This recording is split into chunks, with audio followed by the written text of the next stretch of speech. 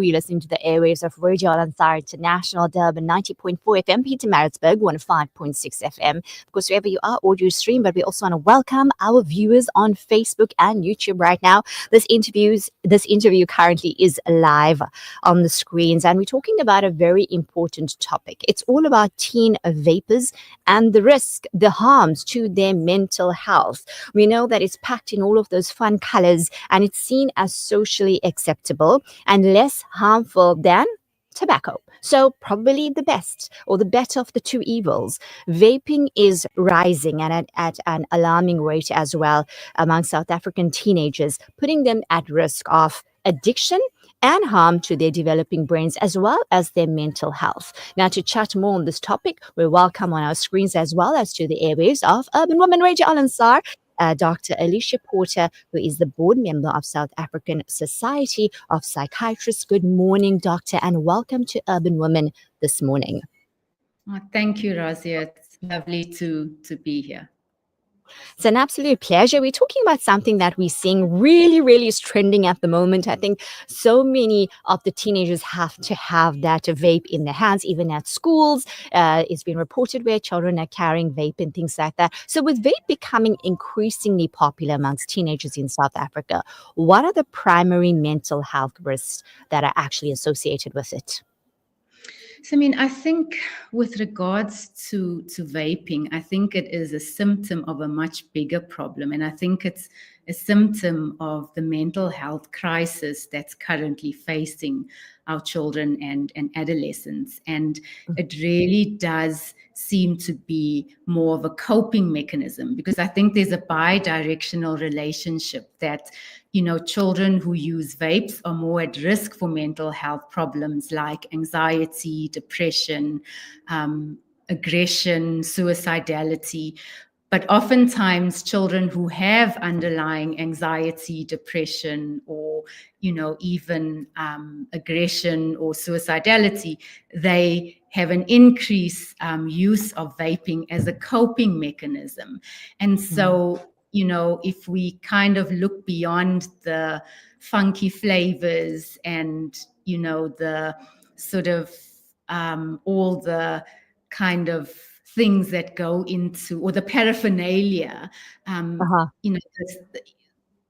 the substances contained in the vape are not sort of more acceptable or less harmful than nicotine. And it's not just about the nicotine, it's all of the other stuff that's put into these vapes that are also harmful, particularly to a developing brain. And that's the difference with children and adolescents. This is a developing brain, and so this is now a harmful substance that's being introduced to a brain that is still developing. So the myth out there that it's less harmful, it's the better of the evils, is not true. Yeah.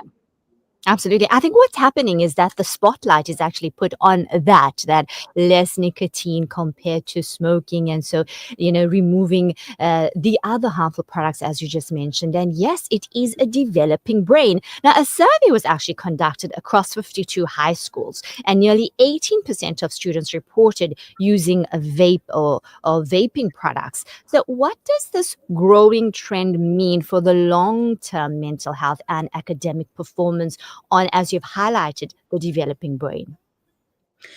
I think that speaks to, like I mentioned just now, the mental health crisis facing our children.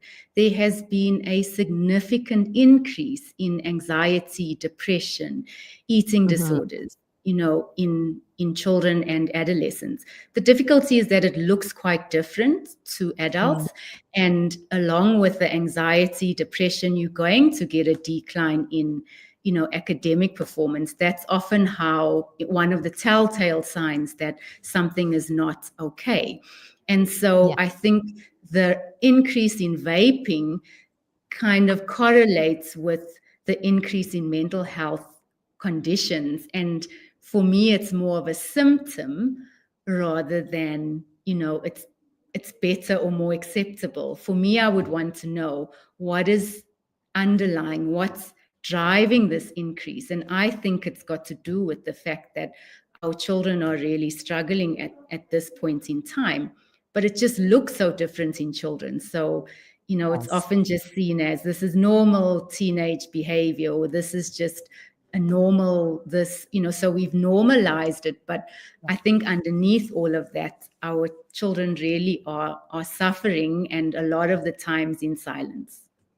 Absolutely. Well said. We have normalized it, sadly. So, you are mentioning something very important. It's definitely indicating something much larger, much deeper. So, what would you say are some of the psychological factors that are actually driving children to vaping? Like, what could be some of the mental issues that is causing this? You mentioned like anxiety and depression, and how does also create a dangerous cycle then for the teenagers? Because it then delays them sort of getting the necessary help, because we've glossed over the problem, or we've put a plaster on it instead of Mhm. addressing the underlying problem.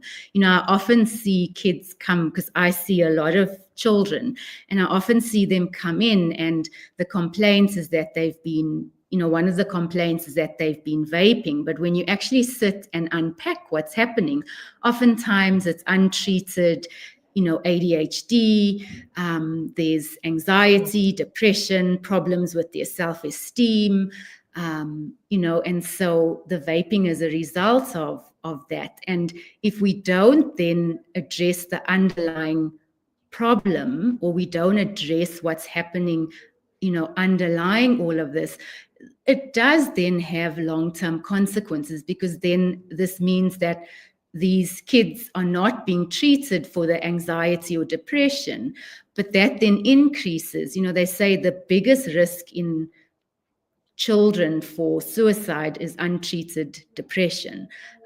So the risk for suicide increases, the risk for substance, even more illicit substance usage increases.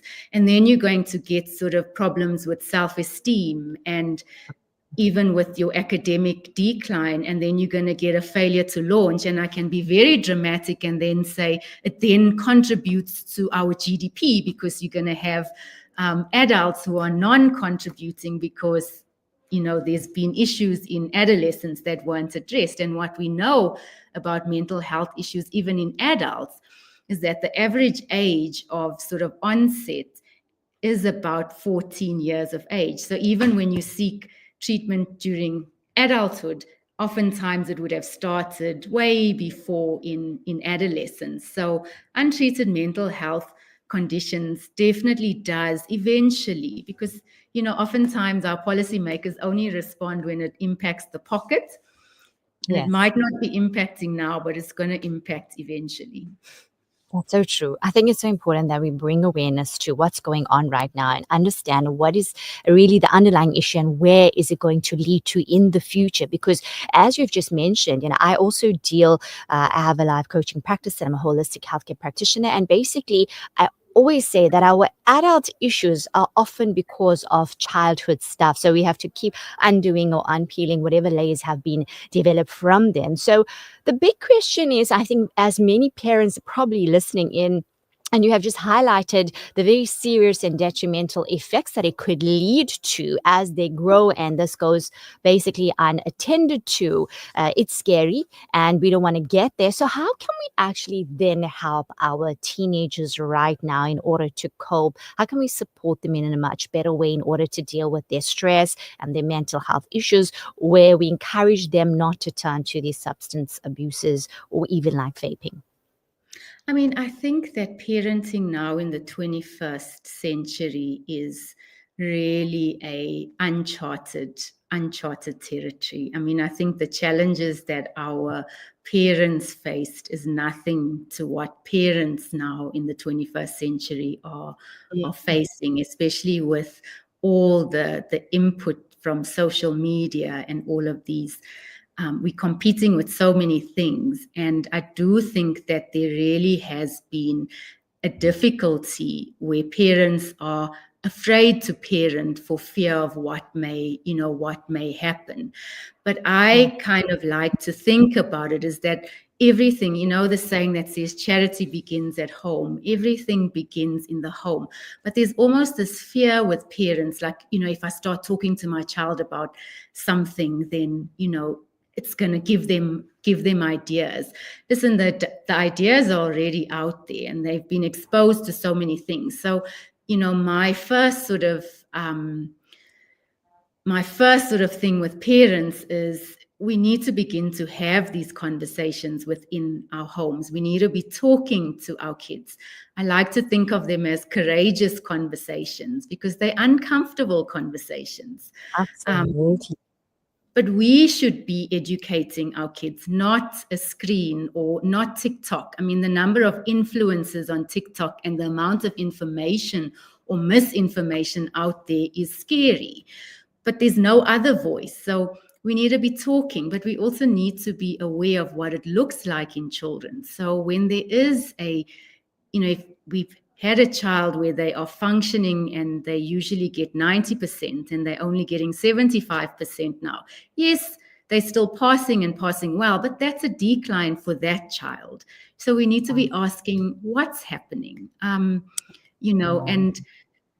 sort of be aware of what normal is, but also if there's problems with sleep and appetite and energy levels, then that's not normal adolescence. There may be a bigger problem. So it really is about becoming more aware and in tuned and taking the time to connect or at least have these courageous conversations with our kids. If I just have to sum up what you said, it's just be present with your child and find out what's going on, because that's the only way you're going to be in tuned and be aware, and then obviously get that courage to know, because then the reality will then hit in. But sadly, I think even as parents, we're so distracted with so many things, and even the social media pulls us away. So I think everybody needs to become more conscious of their time, even if it's 5 minutes a day, but just sit and be present with your child, feel the energy, feel what's going on, because as a parent, definitely intuitively, you will pick it up and maybe all be guided to take the right steps. Thank you so much, Doctor, for your time. It's been absolutely wonderful chatting with you, and we appreciate all the wonderful advice and highlights and information that you've also shared with us this morning. Until we connect again, have yourself a lovely day, and bye for now. Thanks, Razia. And that was Dr. Alicia Porter chatting with us about the dangers basically on mental health with regards to vaping. Yes, many teenagers are doing it, and it seems to be okay. We all seem to make it like it's normal now. It's kind of normalized, but I hope you've understood and you've heard the effects, the long-term effects. So the big question is, if we just leave vaping unattended, and we know that's something deeper brewing, but to some level we want to just ignore it, what will then be the detrimental effects and the result on our adult child, and how can we prevent that? May Allah Azza make it easy for all parents. We are definitely in very trying and testing times, and I think sadly it's only going to get worse, as the summary of hadith says, that each generation will be worse than the next. We are worse than our parents worse than their parents were, and we can actually see what is going on right now. So that was actually Dr. Alicia Porter. She's the board member of the South African Society of Psychiatrists. It is now 11:47. Quick break.